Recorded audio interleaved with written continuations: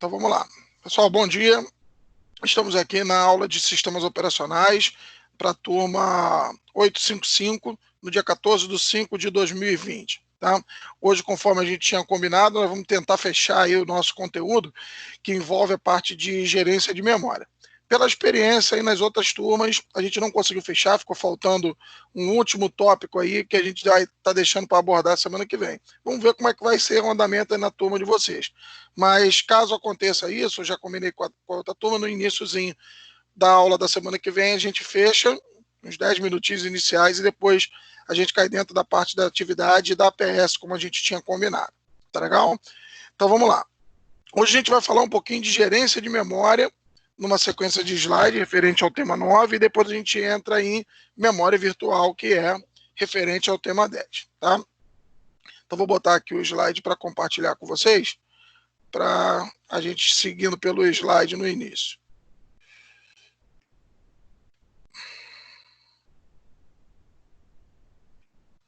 Espera aí que chegou mais gente. Então vamos lá, compartilhando aqui a tela.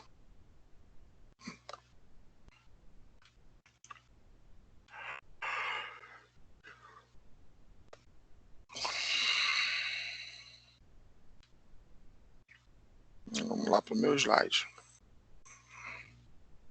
Beleza, todo mundo enxergando o slide aí?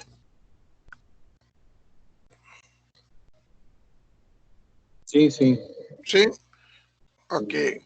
Espera aí que chegou mais gente aqui.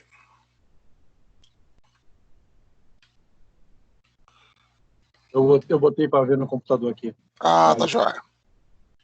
Então vamos lá. Seguindo aqui então o nosso slide, a gente vai começar a falar aqui de gerência de memória. Então, desde o início da matéria, lá nos primeiros dias de aula, eu lembro de ter comentado com vocês que esse seria um dos assuntos assim principais, né, para a gente poder apresentar lá no final da matéria. A gente falou de gerência de processador nas duas últimas aulas e hoje a gente fala de gerência de memória. Qual é o ponto importante da gerência de memória? É justamente a gente pensar hoje que a gente tem um sistema multitarefa, tá certo?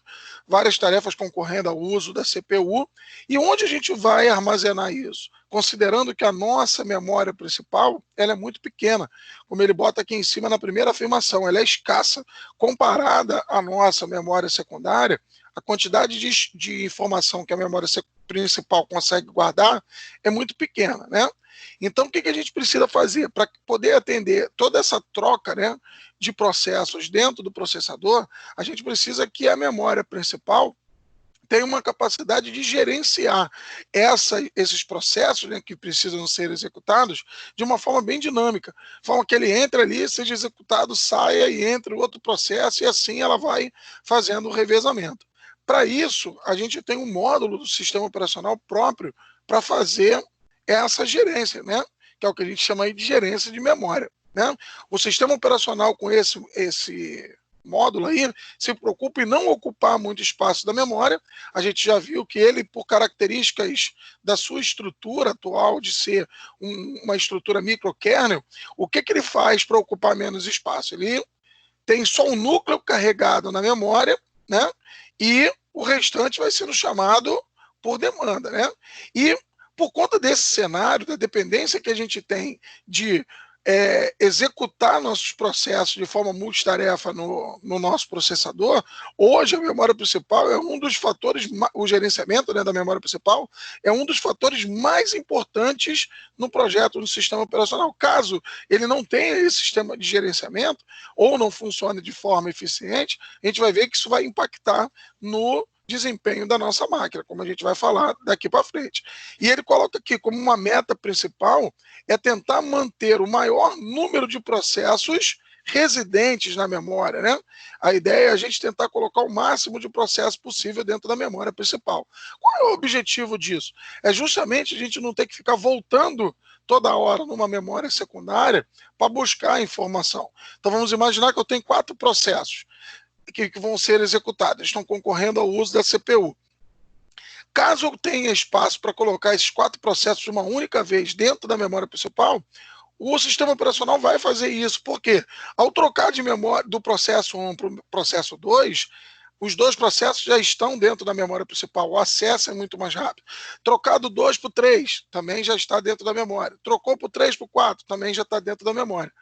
Quando ele trocar do 4 para o 5, por exemplo, o 5 está na memória secundária, o que isso gera de problema? Ele tem que ir lá na memória secundária, que é uma memória mais lenta, leitura mais lenta, trazer isso para a memória principal, para depois a CPU executar. Enquanto isso está acontecendo, o que aconteceu com a CPU? Ela ficou parada. Ela está ociosa, que é uma das coisas que a gente falou lá na gerência do processador, que não é muito indicado, porque você acaba perdendo tempo de processamento, né? Então, a ideia aí é a gente tentar jogar o máximo de processos dentro da memória principal para que essa execução fique bem mais eficiente. Vamos ver como é que a gente vai... como é que a gente evoluiu, né, com isso até chegar ao modelo que a gente trabalha hoje. Como todos os assuntos da área de sistemas operacionais, a gente trabalhou sempre nessa linha de evolução. A gente começa lá atrás, como é que começou a ser implementado, e depois vai vendo quais foram as mudanças que ocorreram até chegar ao que a gente trabalha hoje, e a gente consegue entender melhor por que a gente trabalha hoje dessa forma, tá bom? Que é o assunto do próximo slide. Então vamos lá. Primeiro modelo que ele apresenta para a gente é o que ele chama aqui de alocação contígua simples. Era a primeira forma que a gente alocava informação dentro da memória principal para que ela pudesse ser executada. Não podemos esquecer que nesse momento aqui a gente trabalhava ainda com sistemas monotarefa e monousuário. O que significa isso? O processador só podia executar uma tarefa por vez, um processo por vez, e todos os processos eram do mesmo usuário. Então, ele ficava revezando esses processos dentro da memória, mas somente um processo poderia ocupar. O que isso me gerava de problema? Olha aqui, ó, eu ocupava uma parte da memória com aquele programa do usuário que ia ser executado e ficava com uma área livre. Pô, Sobral, mas qual é o problema de ficar com essa área livre? Não esqueça que a gente falou ainda há pouco. Quanto mais processo eu trouxer para a memória, mais rápido o processamento fica.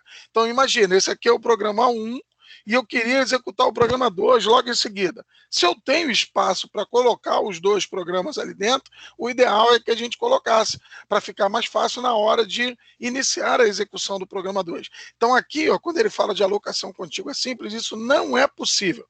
Olha que apenas um usuário pode dispor do recurso e caso o programa do usuário não preencha a memória totalmente, existirá um espaço livre. Tá legal? Então vamos lá, vamos ver uma dinâmicazinha aqui que eu montei para a gente poder entender isso aí melhor. Olha aqui, ó. Vamos supor que eu tenho esse cenário que está aqui.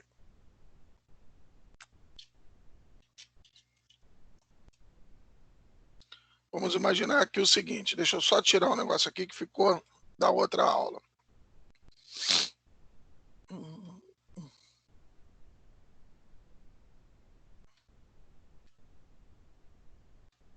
Espera aí, só um minutinho.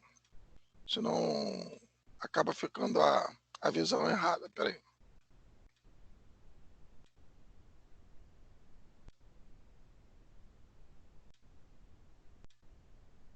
Beleza, tá aqui. Vamos imaginar que o meu cenário é esse aqui, tá legal? A minha memória principal tá aqui, e aqui um pedaço da memória já sendo ocupado pelo meu sistema operacional. Vamos supor que eu tenho uma programação estruturada, onde eu tenho dois módulos, o meu módulo principal e tem um módulo de impressão, que em algum momento, durante a execução do módulo principal, esse módulo aqui vai ser chamado. Olha o que vai acontecer nessa alocação contígua simples. Olha só, eu vou trazer esse módulo principal inicialmente para dentro da memória, tá certo? Então ele está lá ocupando a memória, começou a ser executado, num determinado momento ele precisou chamar o módulo de impressão. O módulo de impressão caberia aqui, ó. O módulo principal tem 10K, o módulo de impressão tem 9K, então os dois caberiam dentro da memória. Mas na alocação contígua simples isso não vai acontecer. Por quê? Como a gente disse, somente um programa pode estar alocado na memória principal naquele momento, somente um processo. Então o que aconteceria? Esse módulo principal precisaria sair para a gente colocar o módulo de impressão dentro da memória. Isso vai me gerar um problema. Qual é o problema que isso aí vai gerar? Olha, o módulo principal é o meu programa principal. Ele só chamou esse módulo de impressão. Olha, aí ele sai da memória, vai para uma memória secundária. Trago o processo de impressão para cá. Fiz uma leitura na memória secundária. Acabou de executar a impressão volta para o módulo principal. Então, olha, tira ele da memória principal, joga na memória secundária, que é uma memória mais lenta, para depois poder trazer o programa principal aqui para dentro. Toda essa troca que a gente fez, olha a quantidade de acessos que eu fiz à memória secundária. Tornou o meu processo muito mais lento, tá certo? Então, assim, esse modelo aí era muito utilizado, como eu falei, esse modelo de alocação contígua simples era muito utilizado nos sistemas antigos, monousuário e monotarefa. Como ele executava uma tarefa por vez, ele funcionava, mas a gente tinha aí já um desperdício de memória de área livre que a gente acabava não ocupando para outro processo. Tá ok? Ficou claro isso aí para vocês? Tranquilo até aqui?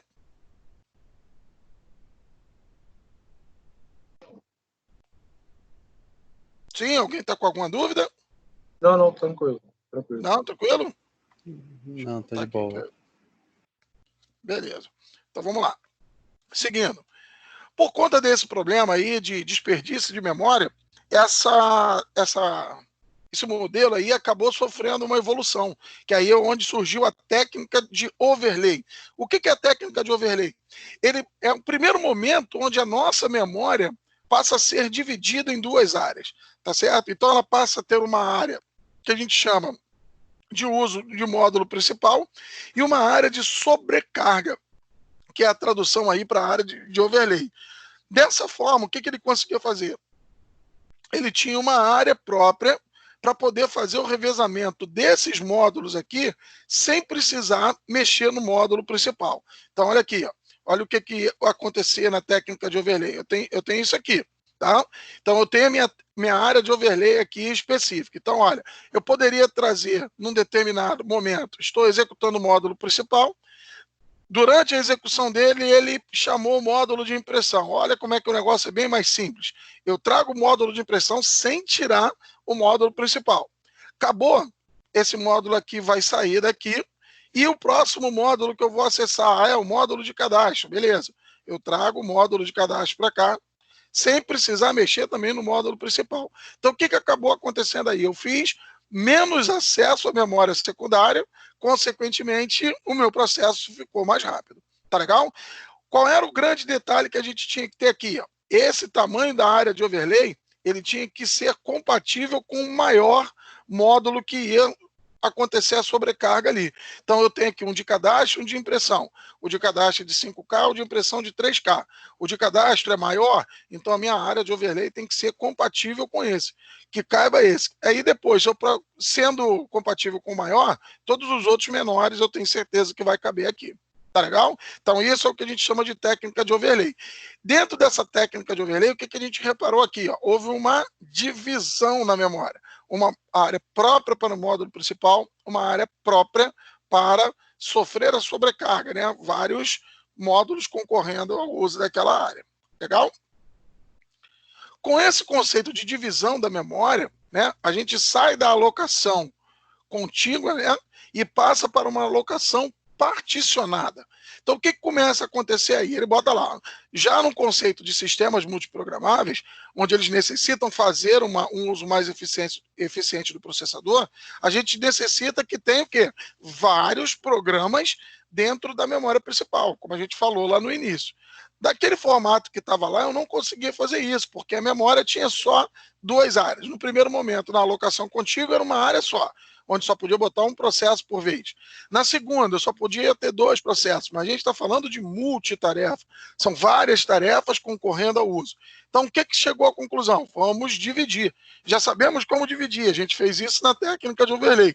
Então, vamos fazer o seguinte agora, vamos dividir em mais partições e mais partes a nossa memória. Então, está aqui, ó. A gente, nesse exemplozinho aqui, a gente tem 3 partições, onde a gente pode alocar aqui 3 processos. Só que essas partições apresentam um tamanho que, neste modelo aqui, ó, que é a alocação particionada estática absoluta, ela tem 2 particularidades, que já estão aqui no próprio nome.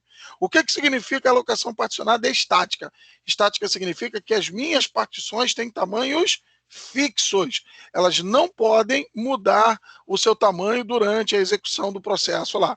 Caso a gente precise, essa partição aqui ficou muito grande, eu não tenho processo suficiente para entrar aqui, eu tenho que mudar isso. só restartando a sua máquina, reinicializando o sistema operacional, fazendo uma nova configuração de partição, aí ele volta trabalhando de um outro formato. Mas, enquanto ele estiver funcionando, depois que a gente fez a primeira configuração, ele vai estar neste modelo que está aqui, nesse tamanho de partições. Então, vamos lá.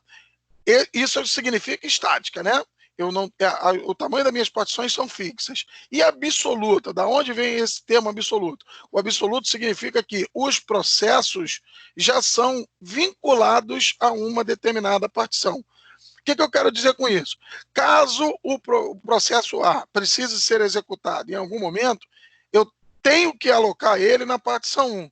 Pô, Sobral, mas ele também cabe, pelo tamanho dele, ele cabe na partição 2 e cabe na partição 3. Ok, mas na alocação particionada estática absoluta, ele só vai para aquela partição para a qual ele já foi designado. Mesma coisa aqui, ó, o B e o E, e a mesma coisa o processo D. Cada um já está vinculado, né, tem uma ligação direta com a partição onde ele será alocado. Consequentemente, essa partição tem que suportar, né, aquele processo, considerando aí o seu tamanho. Só que isso aí me gerava um problema. Vamos ver lá na planilhazinha do Excel o que era. Olha aqui, ó. Vamos imaginar que eu tenho esses processos aqui. É bem parecido com o que está lá, só que aqui, ao invés de ser as bolinhas, são retângulos ou quadrados, seja lá o que for. Vamos lá. Vamos imaginar que a sequência dos processos que eu tenho que executar seja esse aqui, ó. Processo A, processo B, processo C, processo D e processo E. Olha aqui o que vai acontecer nessa alocação particionada estática absoluta. Olha, o processo A está designado para a partição 1. O processo B está designado para partição 2. E agora? Eu tenho uma área livre aqui em cima, tenho um processo C precisando ser alocado, porque é o próximo a ser executado, mas eu não posso colocar ele lá. Por que eu não posso colocar ele lá? Porque ele foi, no momento que ele foi criado, ele já foi vinculado a essa partição 1 aqui. Então, ele não pode ser colocado aqui em cima, mesmo que tenha espaços disponíveis. Ah, Sobral, mas será que ele não cabe nesse espaçozinho aqui, ó, que sobrou da partição dele? Não pode. Cada partição só pode receber um único processo. Então, isso é um detalhe da alocação particionada. Em cada partição, eu só posso ter um único processo. Tá certo? Então, aqui, ó, por exemplo, aqui no 5, eu poderia colocar... Não, aí não vai caber. Aqui também não vai caber. Mas vamos supor que a gente possa colocar aqui o processo D e o processo E. Esses dois, ó, 6 mais 4, 10, os dois caberiam aqui. No conceito de partição, isso não pode acontecer, porque na partição só pode ser colocado um único processo. Tá legal? Todo mundo entendeu aí esse conceito aí? O que acontece aqui, na verdade? Com essa alocação particionada estática absoluta, eu não consigo fazer o uso da memória de uma forma eficiente. O que vai acontecer aqui? Ó? Mesmo tendo espaço na memória, eu vou ter que fazer isso. Ó. Retirar um processo daqui para conseguir trazer esse processo C para ele poder ser executado. Vocês entenderam aí qual é o problema? Então, o que a gente está acontecendo aqui? Eu não estou fazendo uso da memória de forma eficiente. Todo mundo percebeu aí? Tranquilo? Então, vamos lá. Voltando lá para o nosso slide. Seguindo aqui, a gente vai para uma alocação particionada estática relocável. Então, olha, ela continua sendo particionada, são partições, são pedaços de memória que são designados lá de tamanho fixo, porque elas são estáticas, só que agora o conceito de relocável muda um pouquinho aqui o funcionamento. Olha, não tenho mais as memórias vinculadas a uma partição. Eu vou colocar na partição onde ela couber. Então muda o cenário um pouquinho. Olha aqui, ó. Vamos lá no nosso Excel. Olha aqui, ó. Alocação particionada e estática relocável. Então, olha, eu posso pegar aqui o processo A, colocar aqui, eu posso aqui pegar o processo B, colocar aqui, e posso pegar agora o processo C e colocar ele aqui em cima. Veja, na minha sequência de execução, eu não parei em momento nenhum. Eu executei o programa A, executei o programa B, executei o programa C, agora eu vou para o D. Agora já é outro problema, que aí agora eu tenho que definir quem eu vou tirar da memória para colocar aquele programa D. Depois, quem eu vou tirar da memória para colocar o programa E. Isso já é um outro assunto que a gente vai falar daqui a pouquinho. Espera aí que entrou alguém aqui. Tá legal? Então, esse conceito aqui de alocação particionada estática relocável resolveu aquele problema lá de trás de, mesmo tendo espaço, eu não conseguia colocar um processo para dentro da memória. Legal? Então, vamos lá.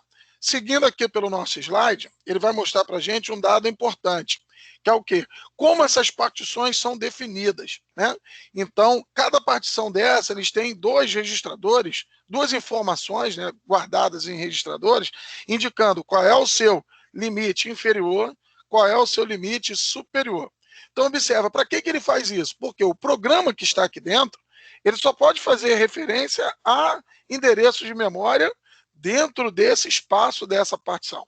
Então, o que ele coloca aqui, ó, se o endereço que o seu programa referenciou for menor do que o registrador superior, daqui para baixo, e o endereço que ele fizer referência for maior do que o registrador inferior, significa que ele está aqui dentro. Logo, o acesso é normal. Caso contrário, se o endereço que o programa está aqui referenciou for maior do que o superior ou menor do que o inferior, significa que ele está fora da partição. Consequentemente, ele gera o quê? Uma exceção. É uma violação de memória. Ele está violando aquela área de memória que foi definida para ele. Então, observa aqui, só para a gente poder lembrar uma coisa, quando a gente falou lá de processo, né? O processo como um todo, ele tinha 3 conjuntos de informações, que eram o seu contexto de software, seu contexto de hardware e seu espaço de endereçamento. O espaço de endereçamento do processo, quando a gente fala que ele foi alocado dentro da memória, ele está limitado por esses registradores aqui, ó. É onde ele começa e onde ele termina. Onde ele está alocado fisicamente dentro da memória principal. Isso aí é o que define o seu espaço de endereçamento. É onde começa aquela partição e onde termina aquela partição. Ok? Seguindo, então a gente já conseguiu colocar uma porção de processo na ordem, tudo direitinho. Então, nosso problema está resolvido de melhor ocupação da memória? Não, infelizmente não. Do jeito que a gente está aqui, a gente ainda tem um problema chamado de fragmentação interna. Vamos ver o que vem a ser essa fragmentação interna aqui nesse exemplo. Olha, quando a gente falou aqui de alocação particionada estática relocável, a gente enxerga aqui, ó, o problema da fragmentação interna. Olha só, eu trouxe para cá um processo de 2K, de 1K, né, que era o A, para dentro de uma área de 2K. Ficou 1K livre aqui. Eu trouxe para cá um processo de 4K numa área que era de 5, então ficou 1K livre aqui. Trouxe para cá um processo de 2 para uma área aqui que era de 11. Então ficou 9 aqui, mais um aqui, 10, mais um aqui, 9, ficou 9? Não. Eu trouxe de 2, isso, 9, mais um 10, mais um 11. Olha, eu tenho no total de área disponível aí 11K. Eu consigo colocar esses dois processos aqui, ó, um de 6 e um de 3? Não consigo. Por quê? Mesmo o tamanho deles cabendo aqui, eu não consigo. Por quê? O que aconteceu com esses espaços aqui? Eles ficaram fragmentados. Então, como eles estão fragmentados e estão em partições diferentes, eu não consigo fazer a alocação de novos processos. Primeiro, porque para um processo poder ser alocado na memória principal, ele tem que ser alocado de forma contígua. Então, aqui, ó, eu conseguiria colocar esse processo aqui nesses dois? Não, porque uma parte está aqui embaixo, outra parte está aqui em cima. Então, eu não consigo fazer o uso desses pequenos fragmentos. Por isso, a gente chama de fragmentação interna. Interna porque é o momento que eu insiro processos na memória principal e vou deixando pequenos fragmentos disponíveis. São esses pequenos fragmentos que vão gerar aí um uso ineficiente da nossa memória principal. Tá legal? Então, esse aí é o problema que a gente chama de fragmentação interna. Ficou claro? Todo mundo conseguiu enxergar? Sim, sim. Sim? Beleza. Vamos lá. Para tentar minimizar esse problema da fragmentação interna, ele bota aqui, ó, que surgiu um novo modelo de alocação, que é o que a gente chama de alocação particionada dinâmica. Nesse conceito de alocação particionada dinâmica, não existe tamanho fixo de partição. Olha para cá, ó. Não tem partição definida. A gente tem aqui os processos e a gente vai alocando Espera aí que eu acabei avançando. A gente vai alocando aqui na memória de acordo com a necessidade de cada processo desse. Consequentemente, eu não deixo espaço livre. Olha aqui, ó. Vamos lá no nosso exemplozinho aqui no Excel. Ó, vou trazer esses processos lá para dentro da memória. Ó, esse aqui é um processo de 1K. Trouxe ele e coloquei na memória principal. Agora eu tenho processo B. Ó, vou trazer ele e vou colocar aqui na memória principal. Veja, sem ter partição, não me está sobrando nada. Ok? Olha aqui, eu vou trazer o C para cá. Vou trazer o D. Espera aí. Faltou ali um espacinho. Vou trazer o D para cá. E vou trazer agora o E para cá. Legal? Então, olha só o que aconteceu.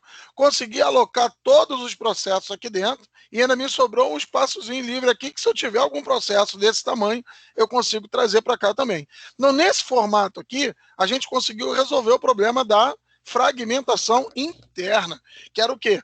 Partições de tamanhos fixos que quando eu alocava um processo, sobrava, de vez em quando, né, sobrava alguns pequenos fragmentos que eu não conseguia ocupar com outro processo. E aqui não. Como não tem a partição, eu vou colocando e ocupando somente o espaço necessário. Ah, Sobral, e agora como é que fica aquele limite? Simples. Se o processo D começa aqui e termina aqui, os seus limites estão aqui. Ó. Aqui é o seu limite superior, aqui passa a ser o seu limite inferior. E está resolvido o problema. O processo só pode fazer referência dentro dessa área aqui que foi designada para ele. Tá legal? Então todo mundo entendeu aí como é que foi feita, como é que funciona essa alocação particionada dinâmica e como o problema da fragmentação interna foi resolvido? Sim? Sim, é legal que a gente viu uma explicação que você deu no decorrer dos anos, hoje você faz um processo que você não entendia como é que funcionava. Aquela história que você falou na sala de aula lá sobre a questão do fragmentação, que a gente tinha que fragmentar o disco, fazer aquela história todinha, Isso e aí. agora faz automaticamente. Já faz automaticamente, o próprio sistema já faz isso dinamicamente. Mas isso ele está fazendo na memória principal, não é na tua memória secundária, não. Na memória secundária, hoje o sistema operacional já faz de forma automática, né? As versões mais novas. Mas antigamente a gente tinha que fazer isso na mão. Mas aqui a gente está falando de memória principal. Tá legal? Tá legal. Não entendi. Então, não, eu estou falando porque foi daí que veio a evolução. Sim, perfeitamente. Perfeitamente. Vou mostrar aqui agora alguns detalhes sobre isso que ele mostra aqui.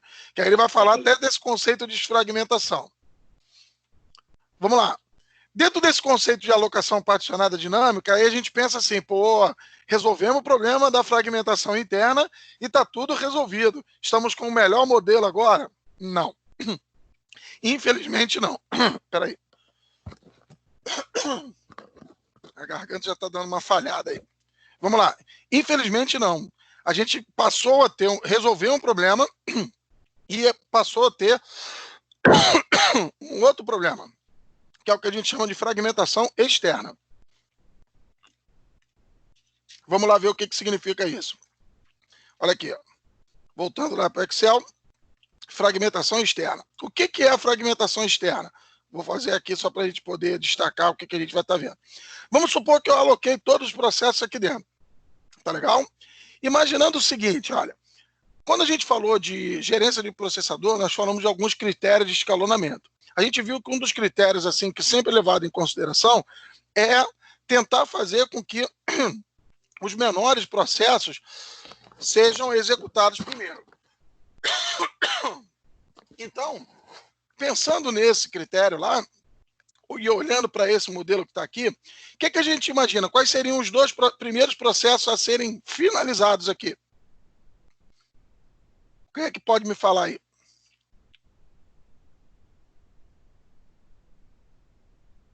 Os menores processos vão terminar primeiro. Quais seriam os dois menores processos aí? O A e o B. Não, os dois C, desculpa, C. O A e o C, não é isso? Então vamos pensar aqui o seguinte: o A já foi executado, acabou e ele não precisa mais ocupar a memória. Então ele já saiu dali da memória. O C também é outro processo pequenininho, já foi executado, não precisa mais estar na memória. Olha o que aconteceu com a minha memória lá. Voltou a ter o quê?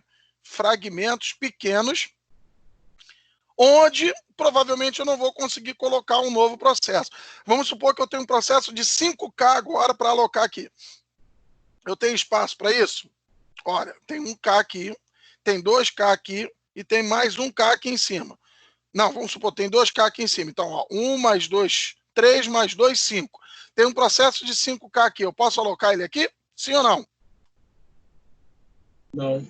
Não, porque o processo precisa de quê? Precisa de um espaço de endereçamento contínuo para ele poder ser alocado. Como esses aí estão fragmentados, eu não consigo fazer isso. Então, dessa forma que está aí, ele acaba não fazendo uso da memória de forma eficiente, e o problema gerado por isso a gente chama de fragmentação externa. É quando eu tiro processos de dentro da minha memória e me sobram pequenos fragmentos, como a gente pode ver aqui nesse slide. Tá legal? Isso é a fragmentação externa. Uma das propostas para resolver a fragmentação externa é o que a gente chama de relocação dinâmica. O que é relocação dinâmica? No início foi feito isso. Olhando para cá, para esse slide, eu tinha uma área livre aqui de 2K, uma área livre de 1K e uma área livre de 2K. Olha o que eu fiz para poder caber esse processo F. Ó. Trouxe o processo B para baixo, depois desci o processo D, depois desci o processo E e ficou sobrando aqui em cima quanto? 5. Aí eu trago F e ainda fica me sobrando 2. Pô, Sobral, bacana, resolveu o problema da fragmentação externa. Sim, só que o custo computacional disso aqui é muito alto.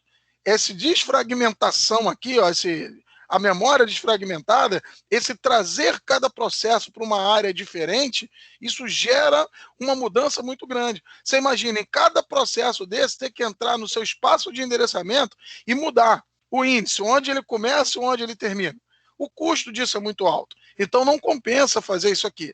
Ah, Sobral, será que demora muito mesmo? Demora. Vamos pensar o seguinte, quem já teve possibilidade de fazer aí uma desfragmentação de disco, de um HD, vocês já viram o tempo que demora para fazer aquilo, para reorganizar?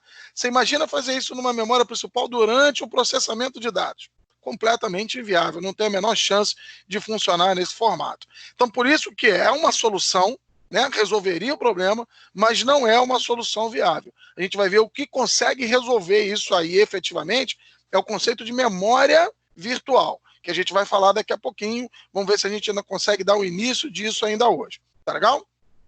Então vamos lá. Antes do conceito de memória virtual, surge ainda algumas possibilidades de tentar minimizar isso. São 3 estratégias que o sistema operacional passou a utilizar para tentar fazer o melhor uso desses espaços livres, para evitar que fiquem esses fragmentos. São 3 estratégias. Uma é chamada de best fit, a outra é chamada de worst fit e a terceira é chamada de first fit. Vamos entender um pouquinho cada uma delas. Primeiro, a best fit, está lá. Onde, quando o processo precisa ser alocado, o sistema operacional vai procurar a melhor partição. Daí vem o nome best fit. O que significa a melhor partição? É aquela que o tamanho da partição se aproxima mais do tamanho do processo. Por quê? Dessa forma, ele acreditava deixar o quê? Menos espaços livres, né? E, consequentemente, deixaria as maiores partições para processos maiores que viriam pela frente. Então, aqui, por exemplo, eu tenho o F de 1K. Eu tenho uma partição de 3, uma partição de 5 e uma partição aqui de 4. Onde é que eu colocaria isso? Aqui, ó, dentro dessa que é o tamanho que mais se aproxima. Então, tá lá, ó, ficou agora uma área de 2, uma área de 5 e uma área de 4. Essa tem uma sua característica, que é justamente deixar as áreas maiores livres para outros processos, mas, consequentemente, ela gera um prejuízo, que é o quê? Quando ela coloca mais próximo do tamanho, consequentemente, as áreas livres que vão sobrar são bem pequenas e acaba gerando um novo fragmento dentro da sua memória. Mas a gente ainda continua tendo áreas grandes, né, que podem ser ocupadas por outros processos. Então, best fit tem a sua grande vantagem e tem a sua desvantagem também. Vamos para o worst fit. O worst fit ele faz o inverso. Para tentar evitar esses pequenos pedaços livres, ao invés de ele ocupar aquela partição que mais se aproxima ao tamanho do processo, ele vai àquela que está mais distante do tamanho do processo. Então, olha aqui, ó. eu tenho uma área livre de 4, uma área livre de 5 e uma área livre de 3. Onde é que eu vou colocar o processo F? Aqui na área de 5, considerando o host fit. Resolveu o meu problema que eu não fiquei com nenhum fragmento pequeno. Resolveu o problema da first fit anterior. Agora, as áreas livres maiores, elas tendem a sumir. Por quê? Olha aqui, ó, eu tinha uma área de 5, coloquei o processo F aqui dentro. Vamos supor que venha um processo de 5 agora para ser alocado aqui. Eu não tenho mais área onde eu possa colocar o de 5. Eu só tenho uma de 4, tenho outra 4 aqui e tenho outra 3 aqui embaixo. Então, resolveu os pequenos fragmentos, mas também deixa de ter áreas maiores que possam ser utilizadas por processos maiores. Tá legal? Então, isso são estratégias que a gente foi desenvolvendo, né, com o passar do tempo para tentar minimizar o problema, mas não resolveu o problema. Tá legal? E surgiu a First Fit. A First Fit é a mais fácil de implementação e, consequentemente, a mais rápida. Por quê? O que a First Fit faz? Partindo sempre do sistema operacional, ele vai buscar a primeira partição livre. Então, olha aqui, ó, essa daqui é a primeira livre, então eu já coloquei aqui, independente do tamanho dela. Ah, ela é a maior, ela é a menor, ela é do tamanho do processo, não é? Ele vai buscar. Pô, Sobral, mas qual é o ganho que ele tem aí de velocidade e de eficiência? Nesses dois modelos anteriores, no Best Fit e no Host Fit, o que o sistema operacional precisa fazer aqui que torna o processo mais lento? Ele precisa ficar monitorando a memória onde tem área livre, para na hora dele alocar, ele tomar a decisão. Ah, eu tenho 3 áreas livres, qual é a menor ou qual é a maior? Neste modelo que está aqui na First Fit, ele não faz isso. Ele só faz o seguinte, ó, começa lendo a memória. Opa, aqui tem um espaço livre, cabe o processo, então é aqui que eu vou jogar. Então, com isso, ele acabou se tornando um pouco mais eficiente do que os anteriores. Tá legal? Então, até aqui todo mundo foi? Entendeu essas 3 estratégias? Sim, beleza. Sim, beleza? Então, vamos lá. Vamos lá que tem muita coisa ainda. Aqui a gente tem um conceito de swap out e swap in. Então vamos lá, vamos tentar entender isso aqui. O que acontece? A gente viu que a nossa memória principal é uma área de memória escassa, né? Ela é limitada, eu não tenho tanto espaço assim que eu posso colocar todos os processos. Então vai acontecer situações que eu preciso colocar o processo G, que é o próximo processo a ser executado, mas não tem espaço livre para ele aqui. Quer ver? Vamos ver se a gente consegue lembrar lá da mudança de estado de processo. A gente viu que eu tinha um processo que estava no estado de pronto para ser executado, residente na memória principal. Mas em um determinado momento, se faltou espaço de memória, eu posso escolher esse processo, tirar ele de residente e colocar ele não residente na memória principal.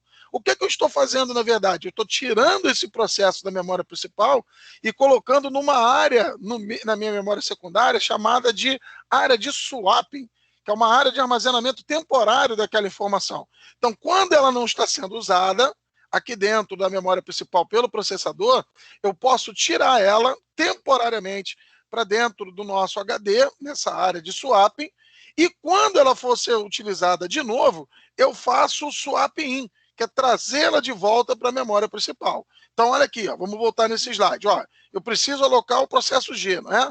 Não tenho espaço suficiente, eu só tenho uma área livre aqui de 2K, e o processo é de 3. Então, o que eu fiz aqui? Tirei o processo B, fiz o swap out. Pô, Sobral, mas por que você escolheu o processo B? Isso a gente vai entender um pouquinho mais para frente. Existem os critérios de alocação de memória. A gente vai ver quais são os critérios que a gente pode adotar. Vamos supor que foi pelo FIFO, seguindo a ordem alfabética aqui. Qual foi o primeiro processo que entrou? Processo B. Então é esse que eu vou tirar e vou colocar o G. Tá vendo? O G entrou aqui. Mas o processo B não acabou, ele estava no estado de pronto, esperando para ser executado, ou estava no estado de espera, terminando um acesso a um dispositivo de entrada e saída. Quando ele voltar para a CPU, o que eu faço? Swap in. Olha aqui. Tenho que trazer de novo esse processo para dentro da memória principal, certo? Para poder dar sequência à sua execução. Ficou claro aí? Swap in, swap out? Sim, mas ele não vai ficar um pouco distante de começar a fazer de novo lá, o B? Como é que é? Você tirou o processo aqui no outro slide. Volta o slide, por favor. Sim. Você tirou lá o slide lá. Eu mesmo. Aí você foi, ficou aqui, tá vendo aqui o G tu botou. Aí o B estava aqui, você agora ficou lá em cima o B, aquele outro slide lá, o SWAT ou OUT, ele saiu fora. Aí ele ficou Sim. lá em cima. Quando ele ficou lá em cima lá, quando ele for retornar, ele não vai ficar mais longe? Ele estava tão perto aqui para executar o final dele. É porque, na verdade, ele não faz essa busca a partir do sistema operacional, não. Cada processo desse, no seu espaço de endereçamento, ele já tem o ponteiro indicando onde ele está. Então, por exemplo, eu vou executar o processo B, primeira coisa que eu vou olhar no espaço de endereçamento é onde ele está. Eu já vou direto naquele endereço de memória. Eu não preciso passar por todos esses aí para chegar até ele, não. Tá legal? Então, naqueles limite superior e limite inferior, eu tenho um indicador lá onde ele se encontra. Aloquei ele, já defini isso dentro do seu espaço de endereçamento, e quando o processador chamar, já sabe certinho onde vai buscar. Então, aquele conceito de ponteiro, como a gente viu em estrutura de dados, você tem um ponteiro apontando para aquele espaço de memória específico, e dali ele já manda ver. Sim, beleza. Tá legal? O que vai gerar um atraso aí é que, quando eu for executar o processo B, eu vou ter que ir lá na memória secundária, fazer a leitura dele para trazer ele de volta. E isso é inevitável, não tem como fazer de outra forma, porque a memória principal não tem espaço suficiente para isso. Tá bom? Beleza, tudo bem. Então vamos lá. Então aqui, ó, o próximo slide, a gente já vai falar de memória virtual. Então terminamos aqui esse, vamos passar para o próximo, que é o da memória virtual. É esse aqui? Não, esse é o que eu estava. Ué. Peraí, é muita coisa aberta aqui na máquina, tem hora que eu fico meio perdido. Vamos lá. Aqui. Então vamos entrar aqui na segunda sequência de slide, que a gente vai falar de memória virtual. Então vamos ver como é que o conceito de memória virtual resolveu esses problemas aí para a gente. Quais são os motivadores, né, para o desenvolvimento dessa memória virtual? Primeiro, o custo da desfragmentação na alocação particionada dinâmica.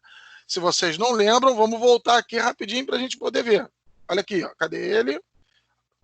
Alocação particionada dinâmica e a desfragmentação. Lembra que eu falei para vocês, ó?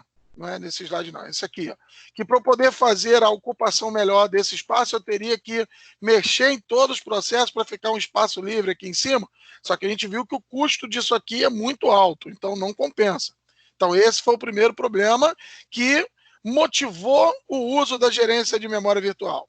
Os processos necessitam de um espaço de endereçamento contíguo. O que significa isso? Eu não posso pegar o processo F, colocar um pedaço dele aqui em cima e um pedaço dele aqui embaixo. Não funcionaria. Então, o que acontece? Isso também não era possível e, por conta disso, a gente precisou gerar a memória virtual. O código do programa também não é utilizado na íntegra, por isso a gente propõe essas programações estruturadas, a gente vai pegando os módulos que vão sendo utilizados. E um outro detalhe importante, a grande capacidade de armazenamento da nossa memória secundária, que eu tenho espaço de sobra para poder trabalhar em cima disso. Então vamos lá. Como é que a memória virtual funciona? Na verdade, a memória virtual nada mais é do que um espelho da nossa memória principal, que aqui no slide eu botei como real, só porque lá na bibliografia está assim, no livro texto, ele coloca como real. Então, para a gente saber, mas é a mesma coisa que memória principal, tá? Ele vai fazer um espelho, vai fazer uma aparência aqui da tua memória real, que é a memória principal, e uma parte da memória secundária. Então, o que ele faz, na verdade? Ele passa para o processo como se todos aqueles seus dados estivessem guardados de forma sequencial, mas, na prática, eles podem estar todos fragmentados dentro da memória real ou dentro da memória secundária. Então, na verdade, o que a memória faz aqui? A memória virtual faz? Ela dá uma enganada, entre aspas, né, no processo. O processo está lá esperando. Pô, será que tem espaço para mim? Se ele olhar diretamente a memória principal, ele vai ver que não dá para ele ser alocado lá, porque não tem espaço. Mas aí a memória virtual entra no meio, mostra para ele uma imagem de que tudo está mil maravilhas, ele acredita naquilo e consegue ser alocado. Vou botar aqui no Excel para a gente ver como é que isso acontece na verdade. Olha aqui, ó, memória virtual. Vamos imaginar que eu tenho esse cenário que está aqui. eu tenho processo 1 que, para entrar na memória virtual, ele vai utilizar todos esses blocos. Esquece ainda, por enquanto, o conceito de página. Isso a gente deve falar daqui a pouquinho. Aqui eu tenho blocos de espaços de memória, aqui eu tenho outros blocos, aqui eu tenho outros blocos. Quando o processo 1 vai ser alocado, ele olha para cá, olha, ele precisa de 5 blocos desse. Tem 5 blocos disponíveis na memória principal? Não tem. Sem um conceito de memória virtual, ele não conseguiria ser alocado aqui. Ele ficaria esperando espaço para ele ser alocado. Eu precisaria tirar alguém para trazer ele para cá. Com o conceito de memória virtual, olha o que ele vai fazer. É como se eu estivesse alocando aquele processo aqui, ó, em 4 páginas. Não, desculpa. Aqui eu vou botar nas 5 páginas, nos 5 blocos, tá? Que é o que ele precisa. Então eu ocupei aqui esse bloco, eu vejo que ele é equivalente ao tamanho, mas quando eu for jogar isso dentro da memória, efetivamente, eu vou fazer o seguinte, ó, eu vou ocupar 4 blocos aqui na memória principal e vou ocupar um bloco aqui da memória secundária. Pô, Sobral, mas você falou lá no início que o processo precisa ser alocado em áreas contíguas. Aqui não está contíguo. Como é que funciona isso? Para o processo. O processo precisa achar que ele está numa área contígua. E ele está vendo. No virtual, na imagem que o sistema operacional está mostrando para ele, ele está enxergando como se fosse contíguo. Não tem problema nenhum. Mas, na prática, nós jogamos esses blocos em uma série de fragmentos que eu possa ter aqui. Então, olha como é que a gente acabou com o problema da fragmentação externa. Eu tinha um fragmento perdido aqui, eu vou ocupar com um bloco desse. Eu tinha um outro fragmento aqui embaixo, eu ocupo com outro bloco. Sobral, vai ficar tudo espalhado? Vai. Aqui no meio do caminho eu tenho uma tabela que vai fazer essa ligação do que está aqui na memória virtual e onde ele está mapeado dentro da memória principal ou da memória secundária. Então, olha o que eu fiz. Ó, eu consegui ocupar uma parte desse processo na memória principal e uma parte na memória secundária. Vamos voltar lá atrás. Composição de um processo. Lembra que a gente falou que os processos tinham contexto de software, contexto de hardware, espaço de endereçamento? No contexto de software, a gente falou que os processos tinham cotas. O que são cotas? São limites do que cada processo tem direito. Então, vamos supor que o processo precise ocupar 5 blocos, mas aquele processo só tem direito a ocupar 4. Olha, aqui estão os 4 dele ocupados na memória principal e um deles não tem espaço, ele não tem privilégio para isso. Vai ser jogado lá na memória secundária. Quando for ser usado, ele vai ser puxado para a memória principal. Tá legal? Então, a memória virtual, como eu disse, ela mostra uma imagem para o processo de como ele tivesse todo guardado num único local e tivesse de forma sequencial. Mas, na prática, isso não acontece. Tá legal? Todo mundo conseguiu visualizar isso? Sim?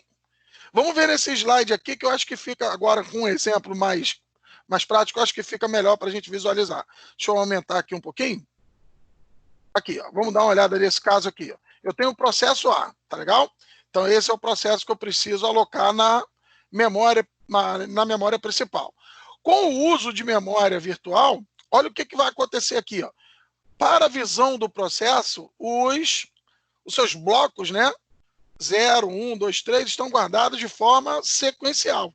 Mas quando a gente vai ver na memória real, na memória principal, isso não acontece. Olha só, o bloco 0 está na página 3, então ele está aqui, ó, 45. O bloco 1 está na página 7, que está aqui, ó, o 30. O bloco 2 está na página 2, uma mera coincidência. E o bloco 3 está na página 6, que está aqui em cima. Então, olha, a sequência de leitura desses dados seria 45, 30, 50, 25. Olha como é que está aqui, ó. 45, 30, 50, 25. Perceberam? Aqui dentro ele está todo fragmentado. Não importa. Por quê? Através dessa tabela de mapeamento do processo A, que para cada processo a gente tem uma tabela dessa aqui, a gente tem a visão para o processo de que ele está contíguo e na mesma memória. Mas aqui eu tenho ponteiros apontando. Então aqui, ó, a página 0, ela tem um ponteiro para 3. Isso ficou mapeado aqui na tabela. Olha, o bloco 1, ele tem um ponteiro apontando para o 7. Isso está mapeado aqui na tabela. Mesma coisa aqui ó, no processo B. Olha lá, o processo B tem as suas páginas virtuais, tudo bonitinho, tudo organizado, mas ele está completamente fragmentado dentro da memória real. Tá legal? Então vamos lá. Alguma dúvida com relação à memória virtual? Todo mundo conseguiu chegar até aqui? Sim ou não? Sim, beleza. Beleza? Sem problemas? Deixa eu ver o que vem problema. depois aqui. Oi? Dúvida? Sem problema. Tranquilo. Tranquilo? Então vamos lá. Só para a gente poder fechar hoje, eu parar aí onde eu parei com as outras turmas. O conceito de página e segmento, né? Temos aqui 3 minutinhos ainda para fechar. O conceito de blocos que a gente estava falando até agora é uma forma da gente fazer o quê? Esse mapeamento da memória virtual para a memória real. Mas existem 2 conceitos de blocos. Um deles é chamado de página e o outro deles é chamado de segmento. A página é quando a gente fala de mapeamento por paginação.